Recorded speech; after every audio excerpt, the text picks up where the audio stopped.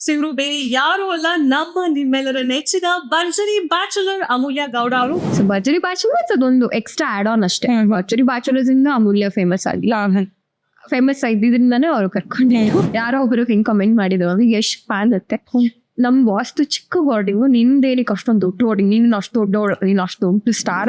ನಮ್ಮ ವ್ಯಕ್ತಿತ್ವ ಅಲ್ಲಿ ಅಷ್ಟು ನಿಲ್ಲಲ್ಲ ಅಂತ ಅನ್ಸುತ್ತೆ ನಮಗೆ. ಯಾಕಂದ್ರೆ ಕೆಲವೊಂದು ಸ್ಕ್ರಿಪ್ಟೆಡ್ ಇರೋದ್ರಿಂದ ಈ ತರ ರಿಯಾಲಿಟಿ ಶೋಗಳಲ್ಲಿ ನೀವು ಸ್ಕಿಟ್ ಮಾಡು ಅಂದ್ರೆ ಮಾಡ್ಬೇಕು, ಒಂಥರ ಬೊಂಬೆಗಳ ತರ ಅವ್ರು ಏನ್ ಹೇಳ್ತಾರೋ ನಾವು ಅದನ್ನ ಮಾಡ್ಲೇಬೇಕಾಗತ್ತೆ. You can't say them no ಅಂತ ಹೇಳಕ್ಕೆ ಆಗಲ್ಲ.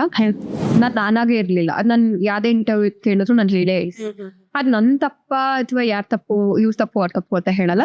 ಇಷ್ಟು ಮಟ್ಟಿಗೆ ರೊಮ್ಯಾಂಟಿಕ್ ಅಂತ ನಾನೇನೋನೇ ನನ್ನ ಬಾಯ್ ಫ್ರೆಂಡ್ ಇಷ್ಟು ಮಟ್ಟಿಗೆ ರೊಮ್ಯಾಂಟಿಕ್ ಅಂತ ಹೇಳಕ್ಕೆ ಪರಿಗಣಿಸಿಲ್ವೇನೋ ಅಂತ ಚಾನಲ್ ಅವ್ರು ಪರಿಗಣಿಸಿಲ್ವೇನೋ ಅನ್ನೋದು ನನಗೆ ಸ್ವಲ್ಪ ಬೇಜಾರಾಯ್ತು.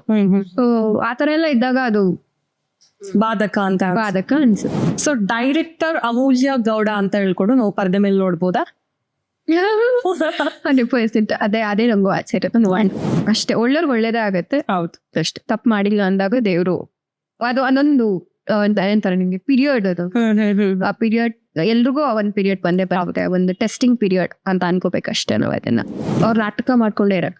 ಸೊ ಅವ್ರ ವ್ಯಕ್ತಿತ್ವ ಒಂದಲ್ಲ ಒಂದಿನ ಹೊರಗೆ ಬರುತ್ತೆ. ನಾಟಕ ಮಾಡ್ತಿದ್ರು ಹೊರಗೆ ಬಂದೇ ಬರುತ್ತೆ.